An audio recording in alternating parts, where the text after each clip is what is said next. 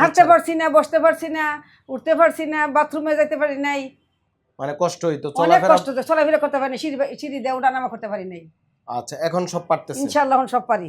আলহামদুলিল্লাহ। বিসমিল্লাহির রহমানির রহিম। দর্শক, ডিপিআরসি থেকে আমি বাত ব্যথা paralysis rehab specialist Mohammad Shafiullah প্রধান।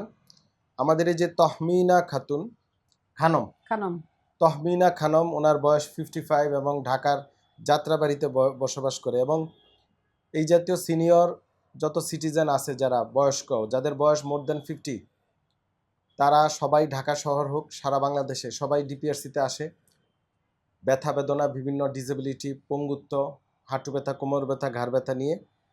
তো উনি মূলত আর্থ্রাইটিস রোগে আক্রান্ত, অ্যানকাইলোজিং স্পন্ডিলাইটিস, এবং এটা সাধারণত পুরুষদের বেশি হয়, মহিলাদের খুব রেয়ার, বাট ওনার হয়েছে। এই রোগের কারণে ওনার বিভিন্ন সমস্যা হতো, এটা ওনার মুখে শুনবো। তো আজকে আপনি কতদিন? আজকে 9 দিন। 9 দিনে কি অবস্থা হলো ভিডিওতে আপনারা সেটা জানবেন, কিভাবে ভালো হলো, কি কি চিকিৎসা আমরা দিলাম। ভিডিওগুলো আপনারা ধৈর্য সহকারে দেখবেন, এবং যাদের এই জাতীয় বাসায়, যাদের বাবা মা, ভাই বোন, আত্মীয় স্বজন বা সিনিয়র লোকজন আছেন, যারা বিছনায় পড়ে আছে, হাঁটতে পারে না, কাজ করতে পারে না, নামাজ পড়তে পারে না, তারা সোজা ডিপিআরসিতে সিরিয়াল দিয়ে চলে আসবেন। আমার এই যে পেজ, ফেসবুক পেজ এবং ইউটিউব এবং ডিপিআরসি যে পেজ আছে, এখানে নিয়মিত আপনারা রুগীদের ভিডিওগুলা একটু ফলো করবেন, পড়ালেখা করবেন, দেখবেন, বুঝতে পারবেন যে আপনাদের কি ইন্ডিয়া যাওয়া দরকার আদৌ, না চায়না, না সিঙ্গাপুর, না বাংলাদেশ, কোন দেশ সেটা আপনারা বুঝতে পারবেন। কারণ সিঙ্গাপুর থেকেও রুগী এখন ব্যাক করে চলে আসে, আর ইন্ডিয়া থেকে বন্ধ হয়ে গেছে অনেক আগেই যাওয়া। চায়না নতুন ট্রেন্ড হয়েছে, কিন্তু এই রুগী না, অন্য রুগী, অন্য ক্যান্সার বা অন্যান্য জটিল এবং কিডনি ডিজিজ, মানে যে সকল রুগী মানে লাইফ থ্রেটেনিং। বাট আমাদের এই রুগীগুলা লাইফ থ্রেটেনিং না, এগুলা জীবিত থেকেও মৃত, মানে বাইচা আছে কিন্তু মৃত, ঘরের মধ্যে পড়ে আছে। Paralysis, stroke, GBS, spinal cord injury, arthritis, বাত ব্যথা, বিভিন্ন সমস্যা ওনারা ভুগছেন। তো তহমিনা, আপনি যে কোথায় থাকেন? যাত্রাবাড়ি টনি টাওয়ার পপুলারের কাছে। পপুলার ওই মেডিকেলের কাছে, হ্যাঁ। Tony tower. আচ্ছা, এইখানে কত বছর আপনি? আজকে থাকতেছে 5 বছর। মাশাআল্লাহ। আপনি আপনার গ্রামের বাড়ি কই? ব্রাহ্মণবাড়িয়া, ব্রাহ্মণবাড়িয়া, নাসিরনগর। আর এখানেই আপনি বসবাস করেন জি। এখন?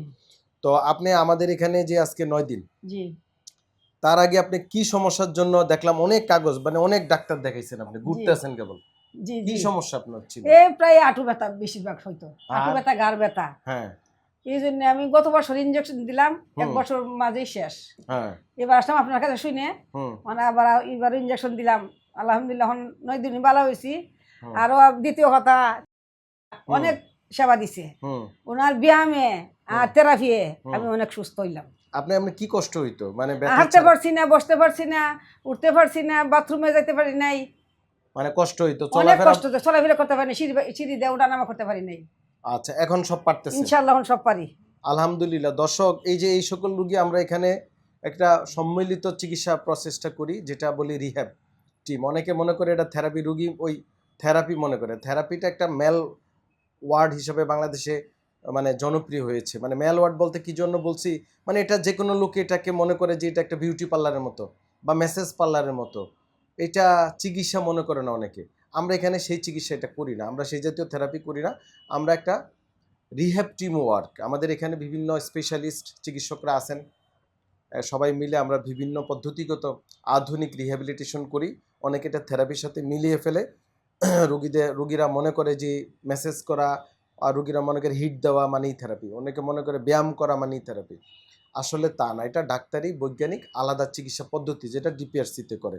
তো যাই হোক, আপনি এখন হাঁটু ব্যথা, মেরুদণ্ড ব্যথা এগুলা কমে গেছে, হাঁটা চলাফেরা কষ্ট হচ্ছে না আলহামদুলিল্লাহ, নাকি? জি আলহামদুলিল্লাহ। আপনি আমাদের রুগী যারা আছেন বাংলাদেশে, আপনার মতো মহিলা যারা কষ্ট পায়, তাদেরকে কিছু বলবেন? যদি আমার মতো রুগী থাকে, তারাও আসবে আপনার কাছে। এটা আপনার কথা? হ্যাঁ।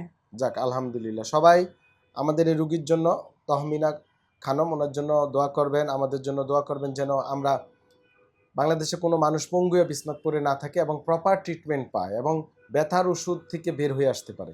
ব্যথার ওষুধে যেটা হয় দীর্ঘমেয়াদী লিভার, কিডনি ডিজিজ, বিভিন্ন গ্যাস্ট্রাইটিস এবং পেটের আলসার, বিভিন্ন সমস্যা, এটা আপনারা জানেন, এটা হয়, এটা কমনলি। এখন ডাক্তার জানতে হবে ব্যাপারটা তা না।